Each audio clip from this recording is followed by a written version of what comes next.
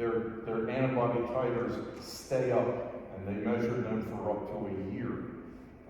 They don't drop off. So the natural immunity that somebody develops if they get COVID and survive it, which is 99% of the people, they have a natural immunity that's probably better than what they're getting out of the vaccines. And you don't have to keep repeating them. There was a study done by Cleveland Clinic that also showed there's absolutely no advantage to anyone who has had COVID and has natural immunity. There's no advantage to them getting vaccinated. It's going to produce the same antibodies, but they already have enough of them. So that's a big thing happening now, and I think the politicians are finally recognizing that they have to let the information out about this natural immunity. And right now, you know, the economic impact of COVID, we have an inflation that's at a 30-year high. And that's the result of what's happened to the whole world as a result of COVID. So we're going to deal with that. Neuropathic pain, we're going to look at the fact that we know neuropathic pain is often ineffective in terms of trying to treat it with medication. Sometimes it works, sometimes it doesn't. So we need newer approaches, and we're going to discuss some of them today, including capsaicin and photodynamic therapy. And then Dr. Finn's going to talk to us about medical marijuana, and this is a topic, well, you'll hear from Dr. Finn, but this is a topic that Dr. Finn has written a book about it, and had a bunch of authors contribute, but it's all based on data that is showing up about medical marijuana versus somebody's emotional reaction because they tried it and it worked or it didn't work, etc. Because that's what tends to get onto the media more than the data. So Dr. Finn's going to give us a good lesson in that. The goal that we were assigned by the Education Committee for this year's meeting is to discuss things that people can go home Monday morning and start instituting. So we want to have what we're going to talk about today with the demonstrations we're going to do later. We're going to show things that work through energy medicine that you can go home Monday morning and start prescribing if you're interested in it for your patients.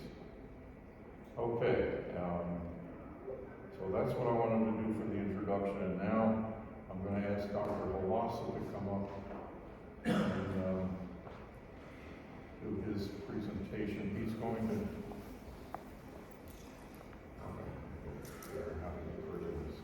You got your jump. There we go. There you go. Close that, and then I gotta take this out. All right. Showing our age. Dr. Halassa is what Dr. Sen-Georgi calls a researcher. He's a genius that really works on getting an understanding of a lot of things that most of us don't. And I'm trying to find introductory sheets. Oh, here they are.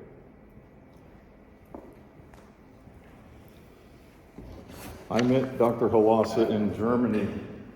I don't know if you have a clicker. Must be 5 or 6 years ago. Is there a clicker thing for this, or do you just use the down arrow? Yeah, you just use it down, down or up. Yeah, down. Okay. So yes, you got to press that. Yeah. Dr. Halassa and I met probably 5 years ago, maybe more, in Germany. We were both speaking at the Eastland meeting on photodynamic therapy. But he was trained in Tripoli University in medical science in Tripoli, Libya. He did a residency in surgery, pediatrics, OB/GYN, internal medicine, forensic and family and community medicine at Tripoli Medical Center. He was licensed to practice in the U.S. in 2006. He's registered with the UK General Medical Council, the Medical Council of Canada.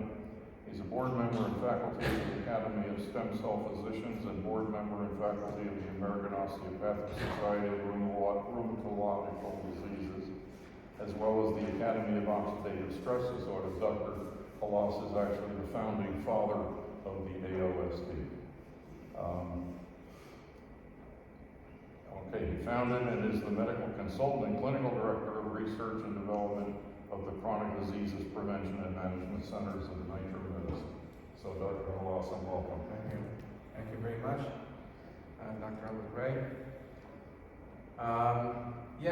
We would like to talk about COVID, but before that, I think it's good to introduce what we're doing in chronic disease prevention management centers.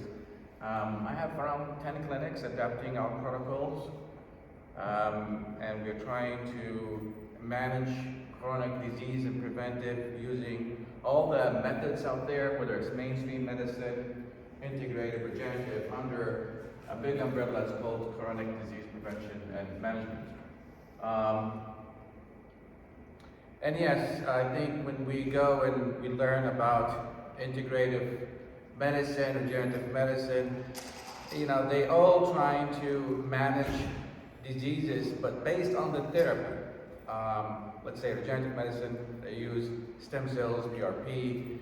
Integrative medicine means that they are trying to manage disease as the whole body, integratively, holistic, same thing, whole body. So that when we have a condition or disease affecting one organ, it's really, you cannot manage it by just fixing that organ, because all other parts of the body can be disturbed. And so the integrative holistic medicine, they say, well, you need to manage the whole thing in order to fix that organ. Let's give you an example. If we have Parkinson's disease, and Parkinson's disease is due to dopaminergic neurons in the brain, they don't secrete enough of dopamine. So the neurologist, which is mainstream medicine, they will approach that by giving dopamine. And yes, the patient will feel good, and the tumor will decrease. But is that enough? I think not, because Parkinson's disease, in addition, there is deficiency in production of the dopamine, because you have degeneration of the dopamine neurons. The integrative and holistic medicine, they say, well, in the state of just giving them dopamine and replacing what's missing, why we don't slow the degeneration of the neurons? And then they start thinking about what causes the degeneration of the neurons is the oxidative stress and the inflammation. So let's start and think about how we can restore the redox balance, the immune balance, so we can slow the degeneration of the neurons. And so those integrative and holistic medicine, they start thinking outside the box and say, well, it's not just enough to give dopamine, but also we need to slow the degeneration of the dopaminergic neurons. And if we do that, we can produce naturally enough of dopamine that will slow the progression of the disease. So they start thinking, okay, so where we can see those sources of those free radicals, and they start screening it. They say maybe those free radicals are coming from the gut, which is leaky gut syndrome, maybe because of the toxins in the body. So we need to detox the body. Maybe because the patient is taking medication, those medications generate free radicals, and that causes a new generation of the neurons. Let's fix that and find those medications that was causing that. So they start thinking as a whole body and start looking for all the free radical generators that leads to the progression of the disease of Parkinson's disease. And then people of the regenerative doctors of regenerative medicine, they say, well, if you give them stem cells and PRP, that may help also to restore the redox balance and the immune balance and slow the progression of the degeneration of the dopaminergic neurons.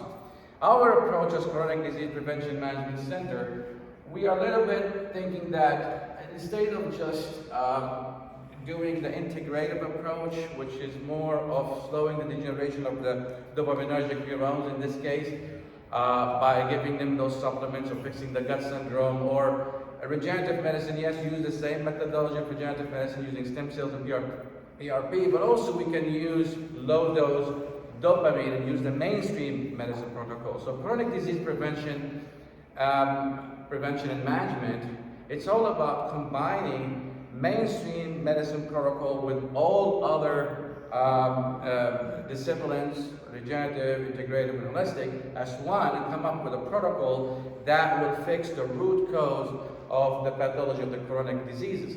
And if we see the root cause of the chronic diseases, it's actually, we can say they are three, or we can say the triangle of the root cause of chronic disease are the immune imbalance, and redox imbalance, and metabolic imbalance. So all the chronic disease must lead due to those three things. Immune imbalance, metabolic imbalance, or redox imbalance. And if we fix that, we can definitely help to manage and prevent all chronic disease across all medical specialties. The other thing we're adding in chronic disease prevention management protocols is that we want to deliver the drug into the pathology more efficiently using nanoparticle and nanomedicine. And I developed a protocol to make nanomedicine out of platelets. So we have a protocol for that where we take the platelets, we mix it with drugs, and then we sonicate it, nanofiltrate, and we can deliver the drug into pathology more effectively than giving them naked chemotherapy or supplements. Let's say if we give them injections of steroids or cancer drug or anti-inflammatory drugs, only 0.01% or less gets into the pathology. But if you put it in nano, and you nano that drug, then almost more than 1% will get to the pathology. And that will increase the efficacy of the drug, minimize the side effects, and definitely the outcome will be more better than just giving naked drugs or supplement. So this is the whole concept of chronic disease prevention and management. And we talked about the root cause of chronic disease prevention management, or chronic disease in general. There are three things. Either it's immune imbalance, or redox imbalance, or metabolic imbalance. Today, we want to learn more about immunology and how the immune balance leads to all those chronic diseases. Again, any chronic disease out there, most of the time it has even the three of them. You will see some metabolic, some immune, some redox imbalance. And if you have redox imbalance, it may lead to metabolic. And if you have metabolic, it may lead to immune. So they're all interconnected. One can induce the other.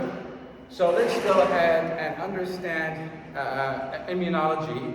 And so we can understand the immune imbalance, and then we can think about how we can restore the immune imbalance. And it's very important because COVID-19 is basically immune imbalance disease. It is Th17 dominant immune disease. So we really need to understand how the immune system works in order to understand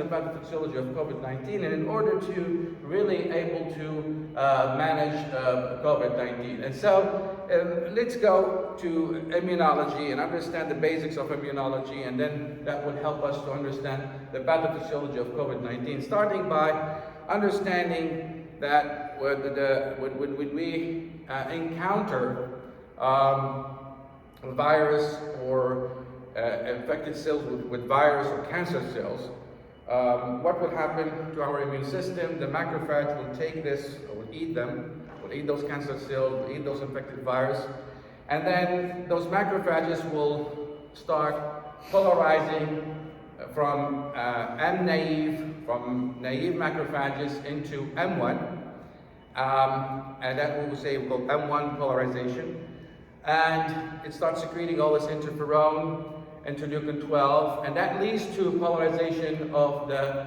lymphocyte, naive T lymphocytes into Th1. And then the Th1 will start stimulating the cytotoxic T cells, and the entire cytotoxic T cells is responsible to kill the cancer and kill those infected cells with viruses.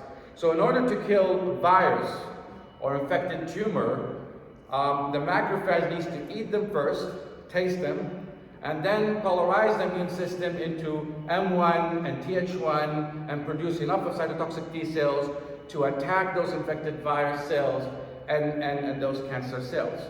So this is the direction of the immune system when macrophages, or when our body faces viruses and cancer.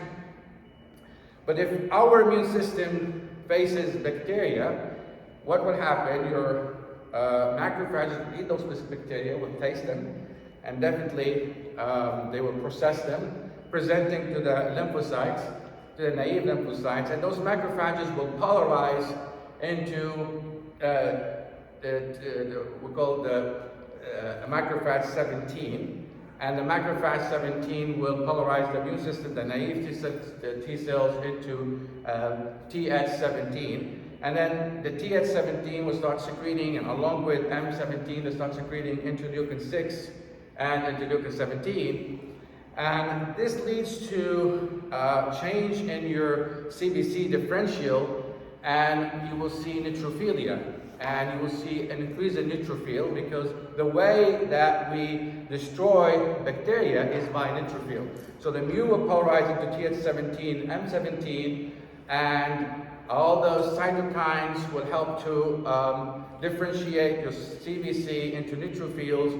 And yes, you will see some antibodies or plasma cells producing antibodies, IgG, and then the IgG and neutrophils will attack the bacteria and eat them and destroy them and eliminate them. So when we're facing bacteria, your immune system polarizes into Th17, M17, and that's the way that your immune system can fight the bacteria.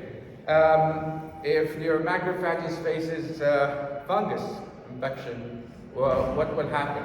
It will be the same like bacteria. Your immune system will polarize into Th17.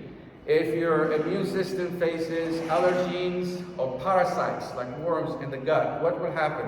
Your macrophages will eat those parasites, debris, or will take those allergens and polarize into M2, and then M2 starts secreting all those cytokines, which is interleukin 4, and polarize the naive T cells into Th2, and then the Th2 will stimulate the B cells to produce antibodies, which is immunoglobulin E, and that's the way your immune system will respond to allergens or the parasites, and then those parasites will be attacked by immunoglobulin E, and then what would happen also, your CBC, your white blood cells will differentiate, and they will become more of eosinophil and basophil, and now immunoglobulin E, along with eosinophil, basophil, they will start attacking and destroying those parasites.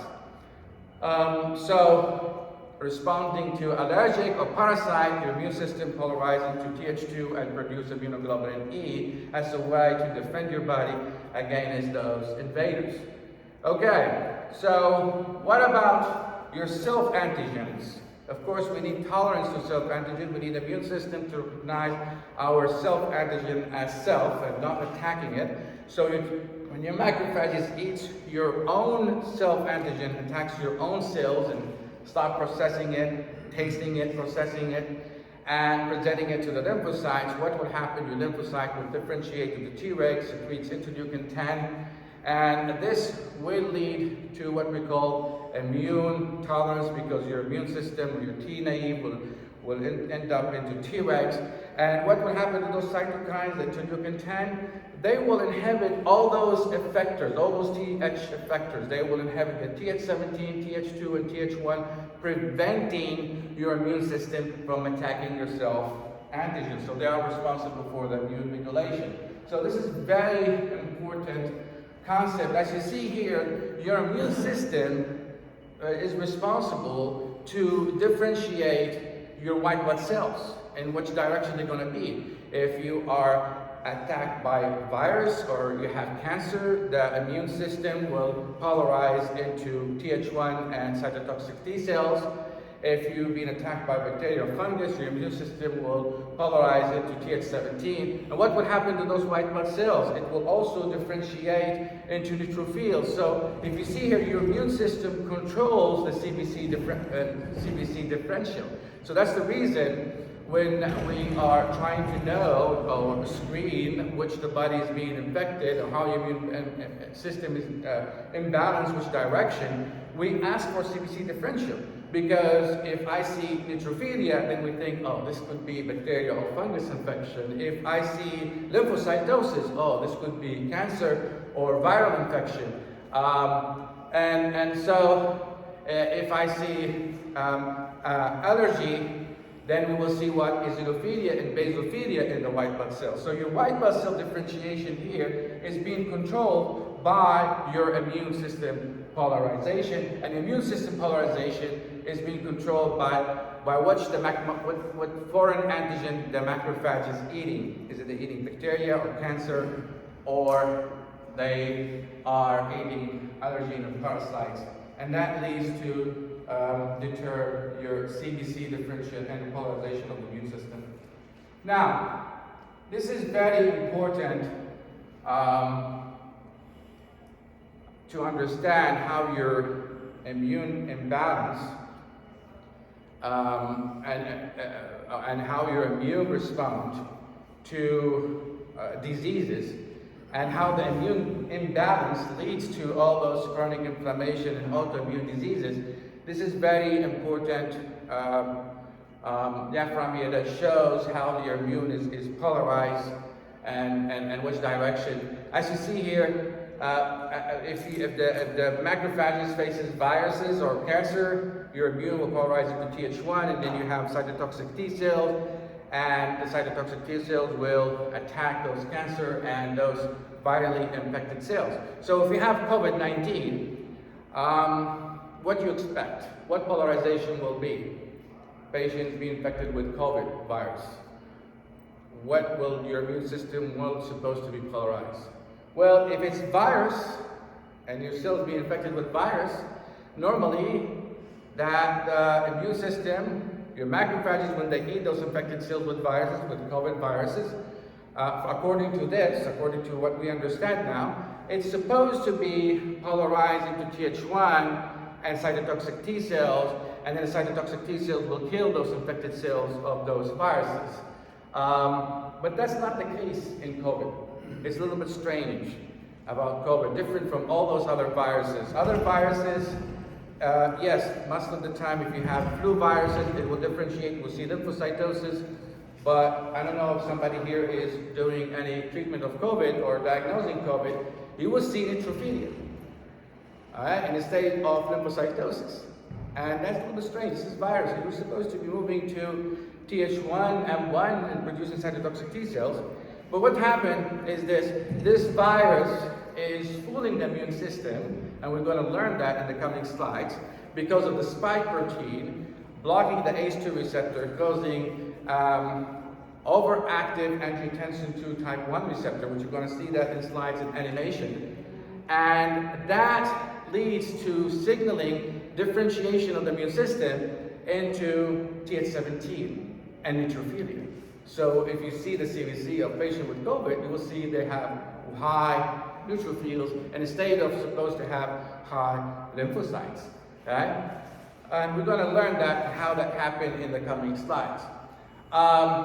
Again, the immune polarization is all about what the macrophages eat, and then it polarizes it either to Th1 or Th2 or Th17 or Treg. But we find out that sometimes if patient has, for example, cancer, you will expect that the immune system will polarize to Th1 and cytotoxic T cells, and that's right. But cancer is very they're able to change their microenvironment, and they start secreting chemicals and cytokines that leads to polarization of the immune system away from Th1 to evade the immune system. And we're going to learn that.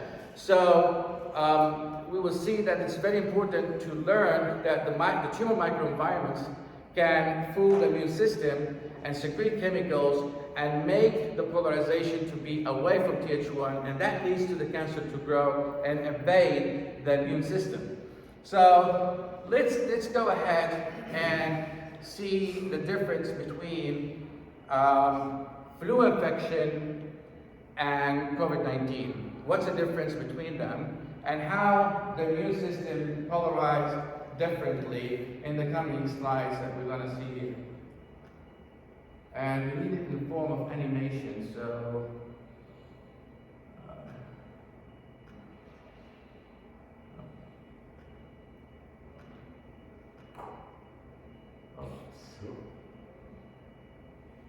let's go back. Click on the slide.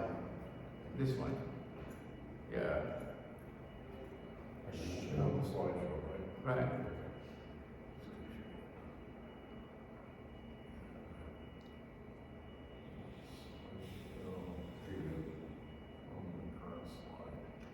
Okay.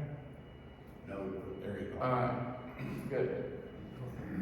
So let's see here. If we have a flu virus, not COVID, which is also coronaviruses, but they don't have the spike receptor. We think that the spike receptor is being engineered in the lab and they're being introduced to those coronaviruses. But the flu virus receptors does not attack any significant receptor. It's just a receptor that's on the epithelium that lines your respiratory tract. And so there's no gain of function here for those receptors that the spike of the regular flu virus attacking to. So they don't attach to a functional receptor like COVID-19. And so this flu virus, when you get infected with it, what will happen? They will attach to the receptor. It's not that significant. This is 50 days in your body. And then what will happen? You have endocytosis, as you see it here. Okay? Alright? And what will happen? Definitely those viruses will start inducing inflammation because of this destruction, right? Pro-inflammatory cytokines will be released. And then what will happen here when you have inflammation? When those viruses attacking those epithelium, you would have inflammation, right? And you have all the cytokines. And those cytokines, they will stimulate the renin-angiotensin system. So you would have renin being produced from the kidney, and then convert the angiotensinogen into angiotensin, and then angiotensin will convert into angiotensin 1, right? Remember that in the liver, and then angiotensin 1 will convert in the kidney into angiotensin 2, right? Alright? And then, part of your immune response is activation of the renin-angiotensin system. So our renin-angiotensin system is not just controlling your blood pressure, it also regulates your immune system, and we're going to learn that, okay? So when you get infected, your renin-angiotensin activates, as you see here, and then you would have a lot of angiotensin 2. And then what would happen to this angiotensin 2? They will react with the angiotensin 2 type 1 receptor, right? And the angiotensin 2 type 1 receptor will be activated, as you see it here. And angiotensin 2 type 1 receptor, when it's being activated, it blocks angiotensin converting enzyme 2. Alright? So, in angiotensin system, there is two arms. There is inflammatory arm and there is anti-inflammatory arm. The inflammatory arm is mediated by angiotensin 2 type 1 receptor. The anti-inflammatory arm is mediated by angiotensin 2 type 2 receptor. So during the inflammation and your body wants to fight the infection, you need to, or the body will start activating the inflammatory arm of the angiotensin system, right? And that leads to the inflammation that you need to destroy the virus. And then after that, it will switch into the anti-inflammatory arm of the renin-angiotensin system, which is mediated by angiotensin 2 type 2 receptor, and that leads to the healing. So any injury, you start with inflammation and then you switch into healing. So in the first phase, the angiotensin 2 will combine with angiotensin 2 type 1 receptor, and during inflammation and when the virus is attacking, what would happen to angiotensin 2 type 1 receptor? It starts overexpressing and the number will increase. So the response here will be through angiotensin type 1 receptor, as you see it here. You see it show it here? Okay? So, and what will happen to angiotensin 2 type 2 receptor, it will be blocked because ACE2 receptor here, you see here, will be blocked. And we will have the inflammatory arm of angiotensin system is active, as you see here. And what will happen here? When you have angiotensin type 1 is active, they start signaling and activating all the enzyme that leads to inflammation, like NOx enzyme, generating free radicals and causing the inflammation that we need. Alright? And then what would happen here? Then after inflammation and destruction, then you need what? The angiotensin system will start switching into a healing process by activating the ACE2, because angiotensin will start reacting with the anti-inflammatory arm, which is mediated by ACE2 and angiotensin 2 type 2 receptor. Okay, so we start with inflammation here. Okay, and we destroy the virus, and then what would happen here as we are increasing those free radicals and causing inflammation, destroying the virus? Those in the process will also increase the expression of nitric oxide, and then when the nitric oxide is being start producing, they start activating the expression of the anti-inflammatory arm of the renin-angiotensin system here, so you can switch from inflammation destruction into the healing, right? And then what will happen here? The angiotensin 2 will start reacting with angiotensin 2 type 2 receptor, which is the anti-inflammatory arm of the renin-angiotensin, and you will start having the healing process, right? As you see it here. And what will happen to the angiotensin? The ACE2 receptor will convert the angiotensin 2 into angiotensin 1,7, and then angiotensin 1,7 will activate the MAS receptor, and the MAS will activate all the signal of anti-inflammatory and leading to healing after we have the injury, right? The inflammation, and then damaging and destroying the virus, and after inflammation, after the symptoms of coughing and all that stuff, then you will recover, and that recover translates into switching from angiotensin 2 type 2 receptor to angiotensin 2 type 1 receptor into angiotensin 2 type 2 receptor, as seen here. Alright?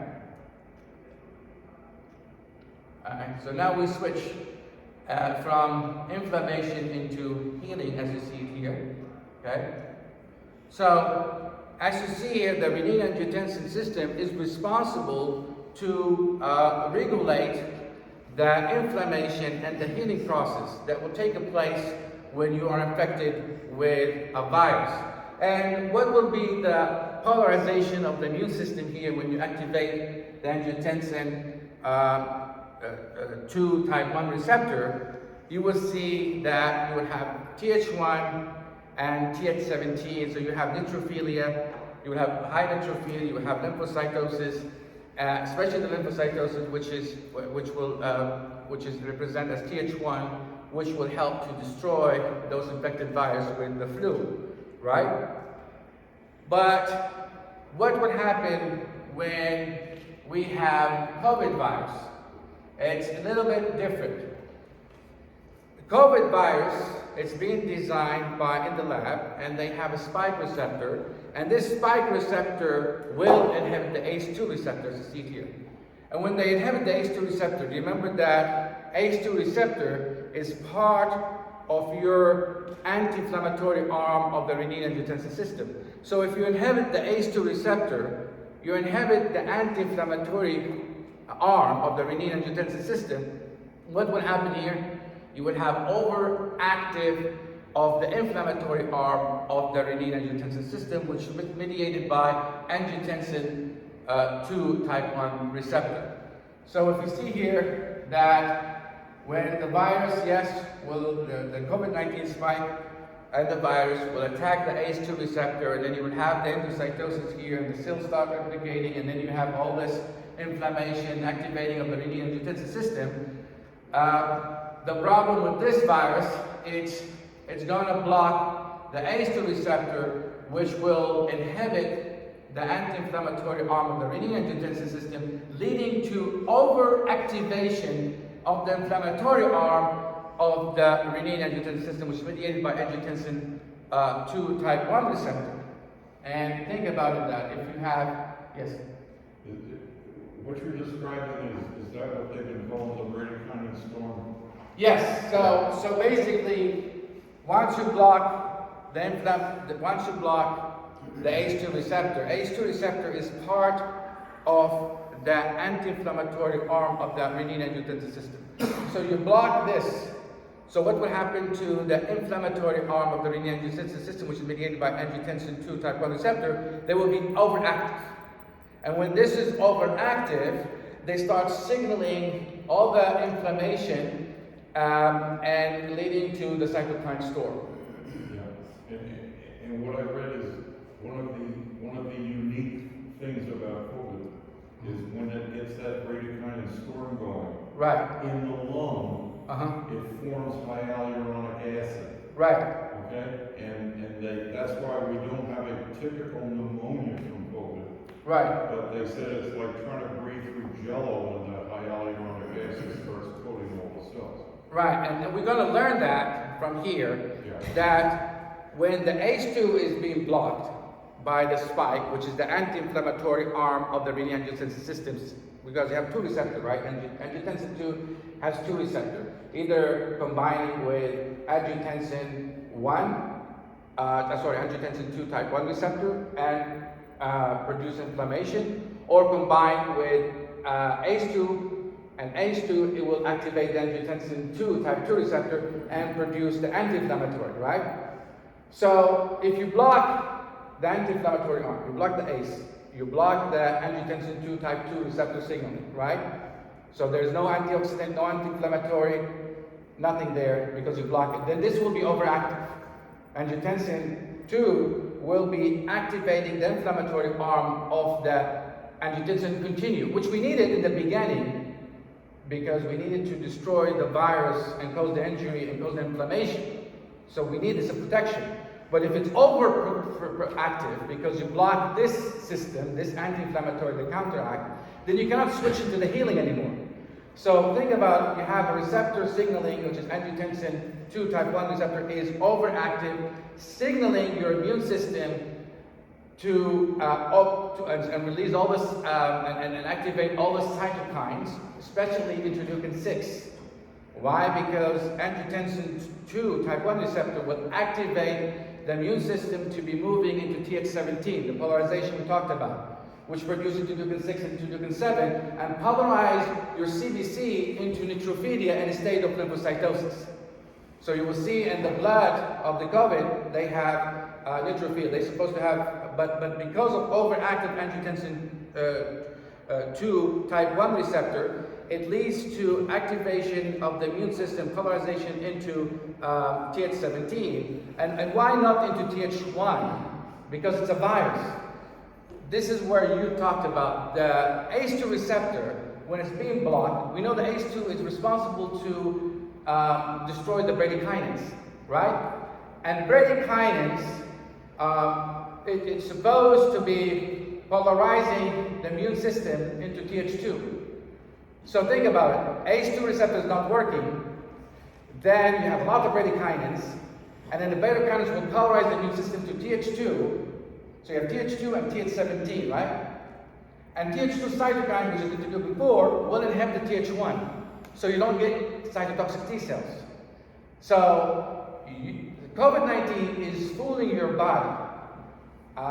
Normally in the virus infection, when you activate angiotensin 1, in the regular flu, we're supposed to have a polarization to Th17 and Th1, but mainly into Th1, and have lymphocytosis, and we have cytotoxic T cells to kill the virus, which is the normal virus.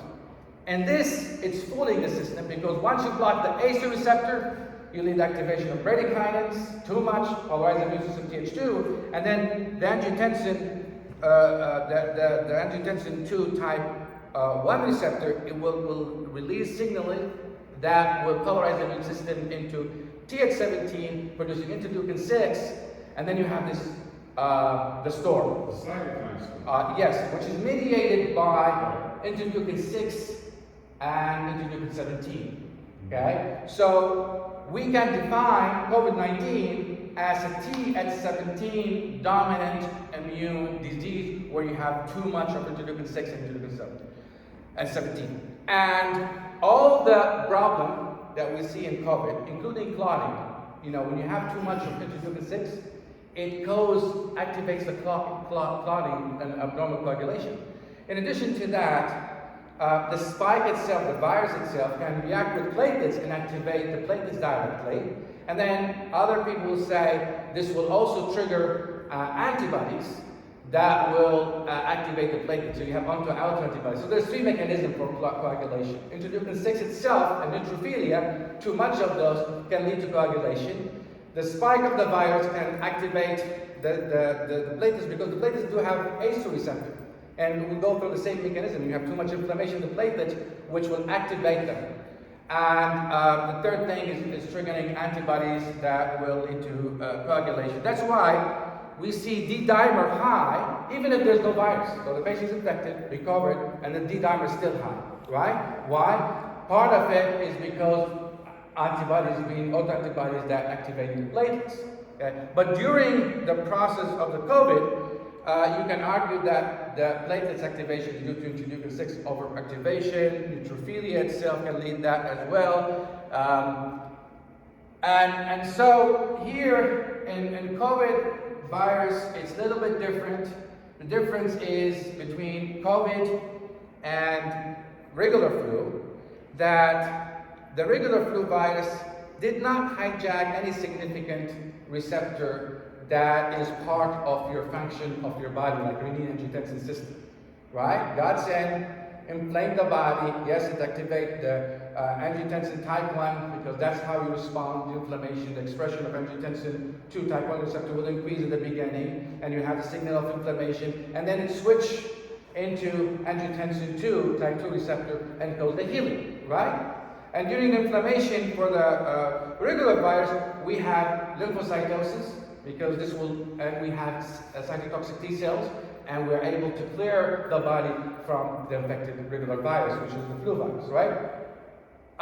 But in this, because the spike is being engineered in the lab, and we call gain of function, because the receptor, it's attacking and hijacking a function in your body. It's attacking and hijacking the renin-angiotensin system, and it's blocking the anti-inflammatory arm, leading to overactive inflammatory arm, as you see it here. So normally we have angiotensin 2 type 1 receptor. You get the inflammation going, activation of NOS. But because this is being overactive, even if you produce a nitric oxide, and nitric oxide is supposed to help to switch from the inflammatory arm into anti-inflammatory, because nitric oxide increases the expression of angiotensin 2 type 2 receptor. But because you have too much of free radicals due to overactivation of angiotensin 2 type 1 receptor, then all this free radical will neutralize the nitric oxide, preventing the nitric oxide from increasing the expression of angiotensin 2 type 2 receptor. So you don't see much of that receptor there. In addition to that, you got the ACE2 is being blocked by the spike of the virus. So this anti-inflammatory arm of the renin-angiotensin is being blocked, and you have overactive of the inflammatory arm, which is angiotensin 2 type 1 receptor, and the signaling of the inflammatory arm of the angiotensin 2 type 1 receptor, it will signal what? It will signal inflammation, apoptosis, fibrosis, and coagulation. That inflammatory arm, the ACE2, the angiotensin 2 type 1 receptor, when it's being active, it gives you fibrosis, it gives you platelet activation, it gives you apoptosis, it gives you inflammation and oxidation. All of this will be signaling, because that's what you need when you are fighting an infection. You need platelet activation to contain the virus, right? You need fibrosis also to contain the virus. You need to kill, so you need apoptosis. And you need inflammation, you need oxidation. So that is mediated by angiotensin 2 type 1 receptor. Normally, it needs to be switched. If the virus is being cleared, we destroy everything, then like any wound healing process. Injury, and then you have healing. Normally, we switch to healing. That's what we have when we have a regular flu virus. In this case, COVID spike receptor is blocking the anti-inflammatory arm, the antioxidant arm, the antiplatelets arm, the anti-apoptotic arm. So, and it leads overactive of the inflammatory arm of the renin-angiotensin system mediated by angiotensin 2 type 1 receptor, as you see it here. Okay? And what other thing that does COVID? It fools the immune system. Normally, when we have a virus, we have, yes, activation of angiotensin 2 type 1 receptor. We're supposed to have immune system polarized into Th1, and you have lymphocytosis. That's what you have when you have flu. In this case, because of overactivation of angiotensin 2 type 1 receptor, right, and because of the bradykinins, right, so you have two things, it will direct the immune system not to Th1, but to Th17. So what is telling you your immune system? You know what? You're being infected by bacteria, not a virus. Because normally when we are having neutrophilia, that's mean what? That's mean a bacteria infection. So it's fooling your system. Okay. And then it moves the whole thing away from Th1 and cytotoxic T cells. So you have neutrophils, right? Neutrophils cannot kill the virus. So you have too much of neutrophil, but neutrophil is not doing. So it's like fooling your immune system and polarize your immune system in the wrong direction. Is that immune compromising? Yes, it is immune compromising. Because you are polarizing your immune system in the wrong direction. It's supposed to be to Th1 cytotoxic T cell, which is responsible to attack and destroy those infected viruses, right? Cytotoxic T cells goes to the infected virus and secrete chemicals, right? Toxins to blow out those infected viruses. Neutrophil cannot destroy those infected cells with virus. So, what is important of knowing that? Okay. And you just mentioned, Dr. Albert Ray here, when you're standing up, you said that natural infection causing high titer antibody more than the vaccine. Okay. And yes, they both cause antibody response. But the reality is that the vaccine produces more antibody response than the natural infection. But does that mean the vaccine is more effective than natural infection in stimulating the immune system? No. And the reason is, yes, we have a virus. When I said to you that a response to the virus, you would have the immune system polarizing into Th1 and cytotoxic T cells. And the cytotoxic T cells is responsible to kill those infected viruses. But when I say polarization to Th1, does not mean that your immune system will not polarize into the other direction. They will polarize in other directions, but not as significant as much as polarizing to Th1. And so, when we get infected with the virus, we will have mainly your immune system polarized to Th1, cytotoxic T cells, and killing the infected cell virus, but also you have viremia. So you will also have some Th2 and Th17 active as well to produce enough of antibodies to neutralize the viremia. So when we're infected with the virus, what I need two things. I need antibody response, and I need cytotoxic T cells. But I need more cytotoxic T cells than antibody response. I need more of the immune system to polarize to Th1, more than Th2 and Th17, which is responsible to produce the antibodies. Okay? Okay, so the vaccine, which is the when you inject with RNA vaccine, the problem with this vaccine, yes, they will be taken by the cells, but if these cells are expressing those proteins, those spike protein, and they're not keeping it inside the cells, and they are just shedding it out as spike protein in the blood, what will happen? Your immune system, if they attack and eat those free spike protein, they will polarize into Th17 and Th2. Okay? If they eat infected cells with virus, they will polarize into Th1. So it seems like messenger RNA vaccine is not, they're expressing their protein, but it's not contained inside the cells too much. They are shedding out into the blood. And your immune system, when they eat those free proteins, they will polarize not into Th1, but Th17 and Th2. Because when the macrophage eats any free things, it polarizes into Th2 and Th17, does not polarize into Th1. So what would happen here? In the vaccine, you would have a lot of antibodies, okay? But you don't have cytotoxic T cells. So the titer of antibodies is high, and you have a lot of plasma cells and B cells. So you have what we call antibody immune memories and response.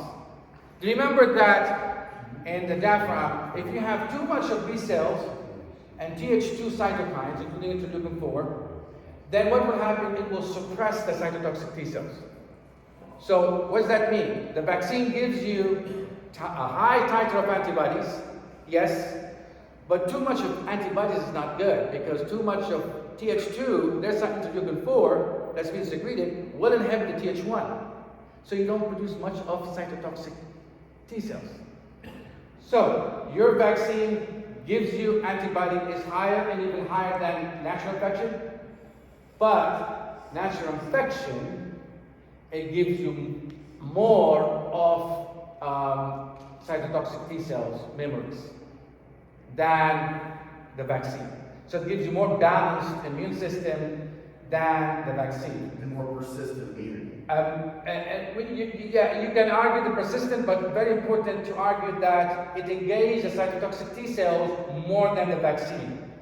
So think about it. This is another thinking. If you have a vaccine producing antibodies and too much of B cells, and those antibodies are neutralizing viremia, which is good with the blood, but of course you will not have immunoglobulin A, so you cannot neutralize the virus in your mucous membrane. So that means those people, they can still transfer the infection, okay? The other thing is that because those vaccines, they produce too much of antibodies and all cytotoxic T cells, then the virus is having fun replicating inside the cells and changing and become new variants and emerging new variants. So you are pushing the biological variants, emerging of the biological variants of the virus by doing that, right?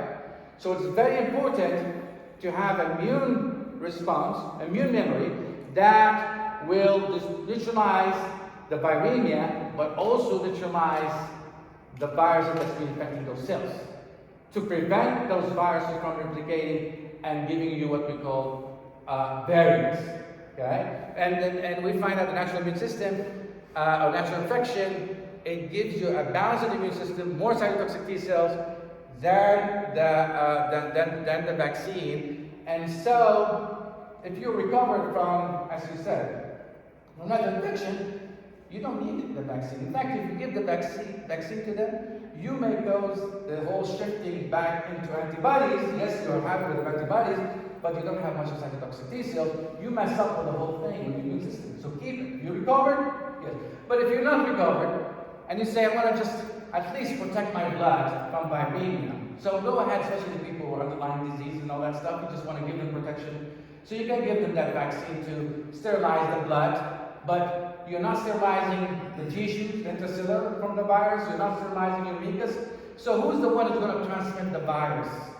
The people with the vaccine or the people with natural recovery from natural infection? The people with the vaccine. That's why if you have a vaccine, you still need to wear a mask. But if you're recovered from the infection and you have the cytotoxic T cells and you have immunoglobulin A's enough and your immune system is being balanced, then you don't need to wear the mask anymore. So Fauci, when he starts saying about the vaccine gives you more titer of antibodies, he's right. More prolonged, that's right. Let's give him that. But he needs to tell, is the vaccine gives you cytotoxic T cell immunity or not? And when they ask that question, they say, oh, we are working on it. We still don't know. So they are shooting in the dark there. But we find out from the studies that natural infection is the one who gives you the cytotoxic T cells. Okay, so we see here that the COVID-19 is hijacking the immune system, is polarizing the immune system away from Th1, as you see it here, and it's causing the cytokine storm, and those cytokine storm is mediated by Th17 mostly, okay? And you have too much of interleukin 6, which also activate the coagulation, so the patient basically has clotting, inflammation. So what we do with those patients, how we manage them? So how we manage COVID? There's two things in COVID. There's virus, there's inflammation, and there's coagulation, right? How we can manage the viruses? We give them immunoglobulin to neutralize the viruses, right? You can give them for recovered patients those antibodies, so they can neutralize the spike, preventing the spike from attaching to the ACE2 receptor and infecting the cells. So that's one, right? But also you can give ivermectin. Ivermectin works the same like those antibodies, right? It combines with the spike and preventing the spike from attaching to the ACE2 receptor. You can give them methylene blue. You can give them hydroxychloroquine. All of those drugs proven that they block the spike receptor the same like the antibodies. But those are off-label and those are FDA approved. But the mechanism is the same here. Okay? What are the things you want to do? Well, you have inflammation, immune response. What kind of inflammation they are? Is it Th1, Th2, Th17? It's Th17 dominant, interleukin 6, interleukin 7, like crazy wacko high. Okay, so what do you want to do? I'll give you a drug that will inhibit the Th17 immune response. Which are the drugs that can inhibit interleukin 6? Rosacea. What do we use for rosacea? Rosacea is a Th17 dominant disease. What do we use for rosacea? Ivermectin. Ivermectin is not for rosacea just to kill the mite, but also it's to inhibit the Th17 interleukin 6 because the inflammation for rosacea is mediated by Th17 interleukin 6. So COVID is also Th17 immune disease, so I will use ivermectin the same like I'm using rosacea because it's the same pathophysiology here, right? Okay. What about systemic lupus erythematosus? What drugs we use for that? SLE. Hydroxychloroquine. Why? Because SLE, it's Th17 dominant disease along with Th1. But we can inhibit Th17, which is interleukin 6, that goes into trophilia and SLE using hydroxychloroquine. Well, if COVID is Th17, interleukin 6, interleukin 17 immune disease, why we don't use the same thing? So that's the problem with those doctors who promote ivermectin, promote hydroxychloroquine. They go out to the mainstream medicine, they say the clinical studies in India and Iran and all that shows that it's working. Clinical studies, right? That's not enough, okay? In order for the mainstream medicine to convince them to be in your same page, you have to speak their language. You tell them, hey, recession, how you treat it? I treat it by ivermectin. How it works? Well, it kills the mite and it inhibits Th17. The COVID-19 is Th17 dominant, and that's what I'm doing. That's why I'm using ivermectin. This is more convincing when you speak the language that you speak, and I can take it from your language, from your mindset. But if I say Indian studies and all that stuff that Dr. Corey is doing, those doctors say, oh, those Indian studies and Iran studies, I doubt it. They may have bias and all that stuff. They believe only US studies are real and FDA regulated. All other studies are not. They have anything in US. Well, US studies, nobody's going to fund it, right? Who's going to fund generics? There's no money in it, right? But if you come to the mainstream medicine and say, hey, you know, ivermectin, is it FDA approved? Yes. Oh, it's for animal. Yeah, animal, sure. But are you managing the rosacea with ivermectin? I don't think those people were animals, right? And they say, yeah, but how ivermectin works? It blocks the mite, kills the mites, yes, by blocking the chloride receptor and paralyzes them. But also, it inhibits the Th17, and you show them that. Alright? Okay, so we manage it by blocking the receptor, the spike receptor, by antibodies or ivermectin or methylene blue. Which is the best? Methylene blue, hydroxychloroquine or ivermectin. Methylene blue is the top. I'm going to explain why. One, it blocks the spike receptor the same like ivermectin. Second, methylene blue doesn't have the Th17, the same like ivermectin and hydroxychloroquine. Third, the methylene blue also helps to, because you have too much of free radicals. You saw that you have too much of peroxynitrates, which will oxidize your mitochondria, right? And oxidize the iron and block those mitochondria. What will happen if you block the mitochondria? You will have mitochondrial dysfunction, right? And you will have problem with oxygenation of the cells. And also, those free radicals will oxidize the iron of the heme, and because what? Those heme will not be carrying oxygen because their ferrous turn into ferric. Methylene blue helps to restore that. Helps to restore the iron from ferric to ferrous, increase the mitochondrial function, and also help to restore the ferric to ferrous for the blood, so you increase the oxygen capability. Another thing about methylene blue in the patient when the ICU and there are too much inflammation, cytokines, peroxynitrates, a lot of nitric oxide, post vasodilation, they end up with vasoplegic shock and they die. Methylene blue is the treatment for vasoplegic shock, for shock due to infection, for septicemia, because it causes vasoconstriction and it helps your blood flow and the circulation. You can save people from dying. Okay, one other thing which is very important. This is two things we learn, right? We learn about the immune polarization, right, and how we manage COVID, how to prevent it using those drugs. We block the virus, we block the inflammation, right? And then what about the clotting and coagulation? You need to give them aspirin, heparin, right? Anything that thins the blood. Because those viruses activate the platelets directly, because those platelets have ACE2 receptors. And they activate those platelets. In addition to that, when you have interleukin 6 and neutrophilia, it activates those coagulation. And then if you have a patient who's been cleared from the virus after 1 month and still the D-dimer is high, you may consider that they have antibodies against platelets. So you need to continue giving them blood thinners, right? So those are 3 things that we need to give to those patients. What about giving them viruses that blocks the RNA replication, which is the enzyme of the virus, which is the drug that's FDA approved? Remdesivir? Remdesivir? Oh, Remdesivir, yeah. Right, Remdesivir, right? Okay, well, the problem with COVID, the start of pathology starts when you block the acid receptor, the whole pathology starts from there. So if you block here, you will not stop the ACE2 from causing the whole problem, so it's too late.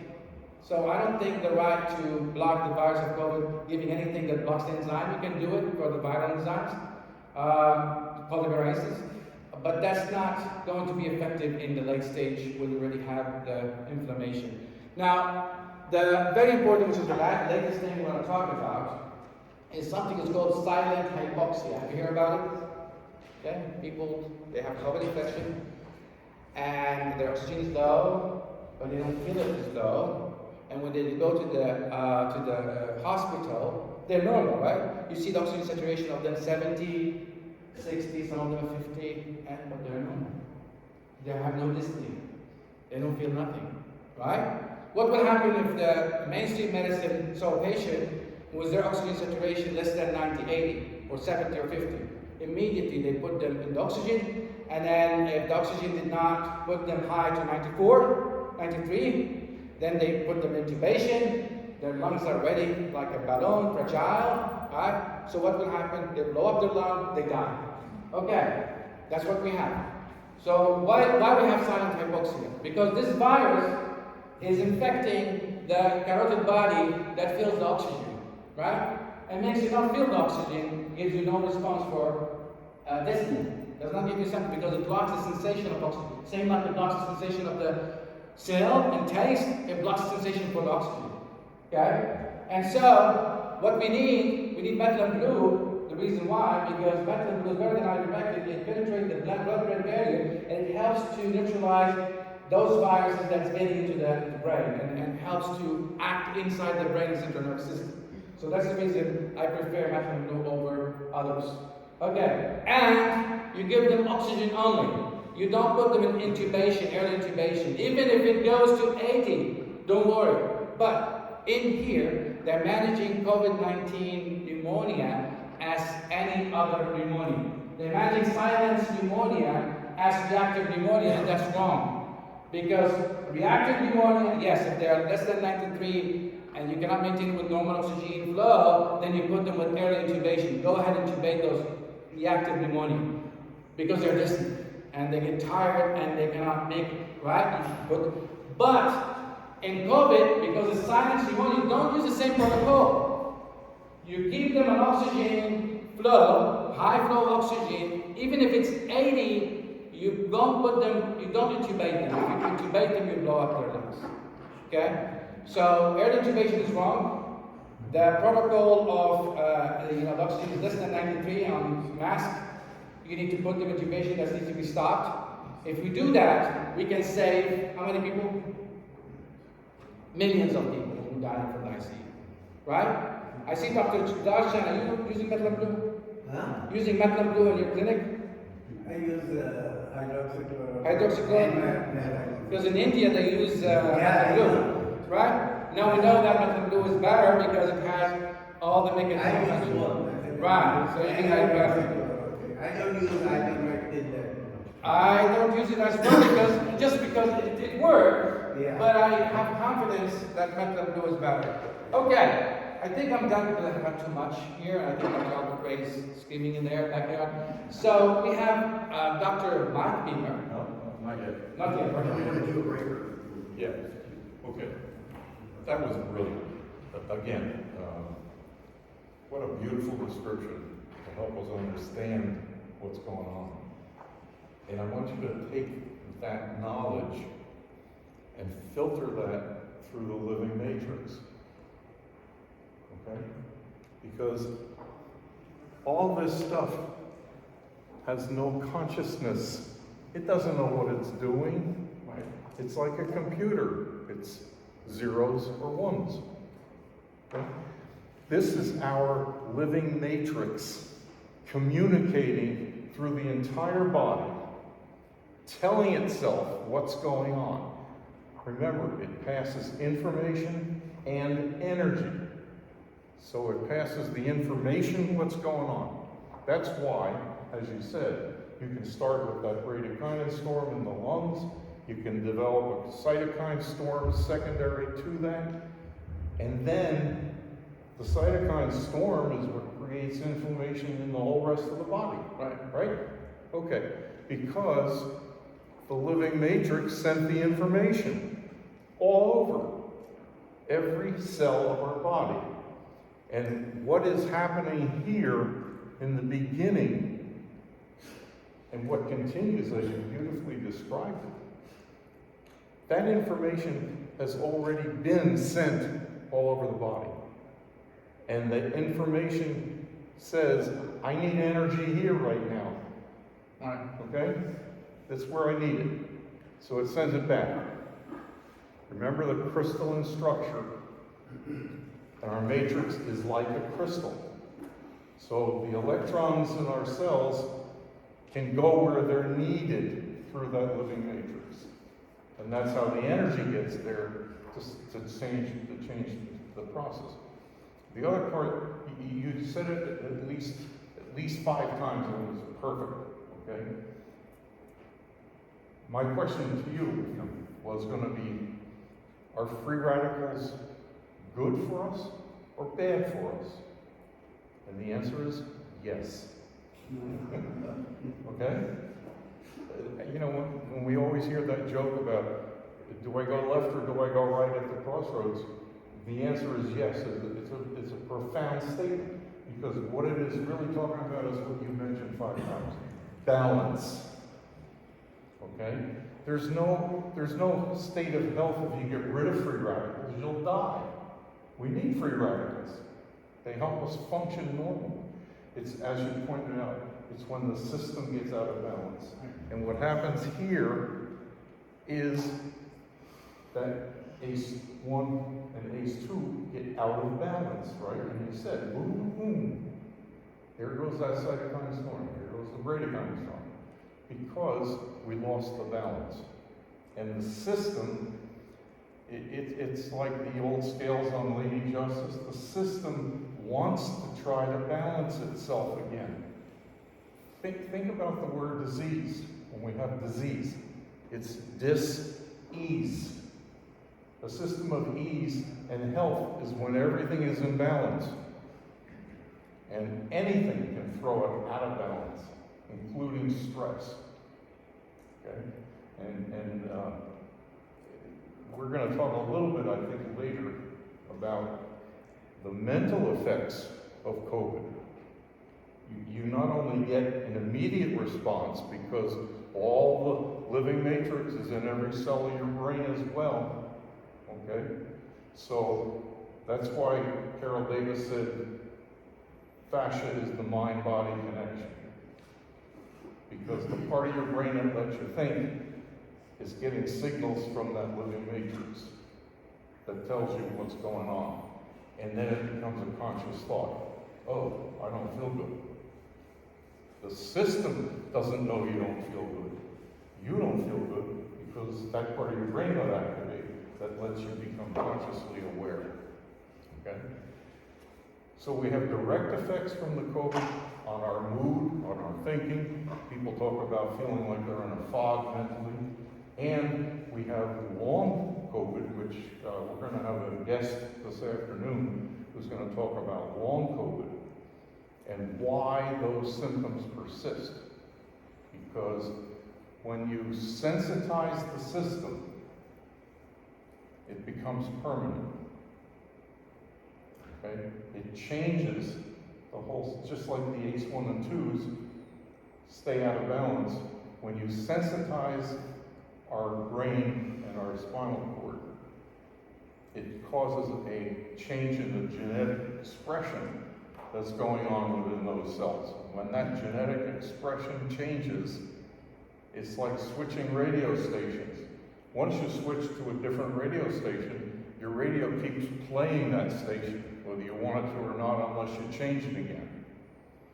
And that's what happens. That's what long COVID is. Long COVID is a result of sensitization of the system by the persistence of COVID that went on either very intensely for a short time or dragging out. And you hear people that have been in a hospital for 3 months on a ventilator and then they finally get better. Okay? Their system is totally sensitized. And that's why so many of them report later, I still don't feel like myself again. I'm different. We're going to do a case study this afternoon that will demonstrate that. So that was brilliant. Thank you so much.